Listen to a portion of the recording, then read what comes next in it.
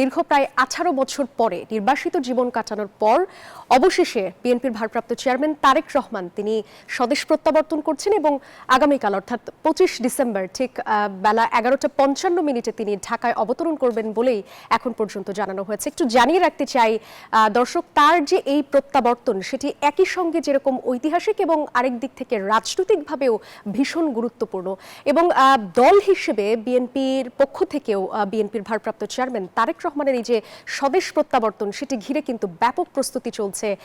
আমরা দেখেছি যে 36 জুলাই যে এক্সপ্রেসওয়ে সেখানেও কিন্তু বিরাট মঞ্চের কাজকর্ম ইতিমধ্যেই শেষ প্রায় এবং বিএনপির পক্ষ থেকেও কিন্তু বেশ জোরে সোরেই আসলে কাজকর্ম এখন পর্যন্ত করা হচ্ছে। একটু বলতে চাই বিএনপির যে ভারপ্রাপ্ত চেয়ারম্যান তারেক রহমান তার স্বদেশ প্রত্যাবর্তনকে একই সঙ্গে ঐতিহাসিক এবং স্মরণীয় করে রাখতে নানামুখী কর্মপরিকল্পনা নিয়েছে বিএনপি। গণঅভ্যর্থনা জানাতে 36 জুলাই এক্সপ্রেসওয়েতে জোরে সোরেই মঞ্চ তৈরির কাজ কিন্তু চলছে, যা ইতিমধ্যেই শেষ পর্যায়ে। এই মহাযজ্ঞের সাক্ষী হতে ভিড় বাড়ছে নেতাকর্মীদের। বিমানবন্দরে নেওয়া হয়েছে কড়া নিরাপত্তা ব্যবস্থা। কোনো ফাঁকফোকর না রেখেই পুরো এলাকা জুড়ে থাকছে কয়েক স্তরের নিরাপত্তা বলয়। আমরা একটি প্রতিবেদন দেখে আসতে চাই। বাঁশ ও কাঠ দিয়ে তৈরি হচ্ছে 48 ফুট বাই 36 ফুটের বিশাল মঞ্চ, যার নির্মাণ কাজ প্রায় শেষ। ইতিমধ্যে লাগানো হয়ে গেছে এলইডি স্ক্রিন। মঞ্চের দুপাশে স্থাপন করা হয়েছে তাঁবু আর রাস্তার ল্যাম্প পোস্টে লাগানো হয়েছে মাইক। রাজধানীর কুড়িল থেকে সংবর্ধনা মঞ্চের পরবর্তী অংশ পর্যন্ত রাস্তার দুধারে ছেয়ে গেছে তারেক রহমানকে স্বাগত জানিয়ে লাগানো বিভিন্ন ব্যানার ফেস্টুনে।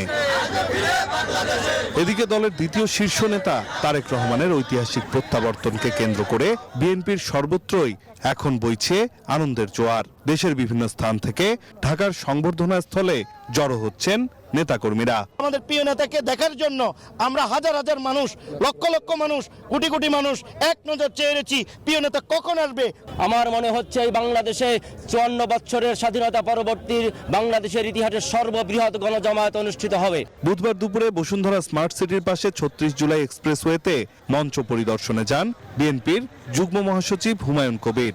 জানান, দলের পাশাপাশি সরকারি সকল প্রটোকলের সর্বোচ্চ সুবিধা পাবেন তারেক রহমান। বাংলাদেশের এই মুহূর্তের আপনার রাজনৈতিক অঙ্গনের সবথেকে প্রধান আকর্ষণ এবং প্রধান নেতা বললেই চলে এখন যিনি আগামী বাংলাদেশের মানুষ আগামীতে প্রধানমন্ত্রী হিসেবে যাকে বিবেচনা করতেছে উনি আসছেন।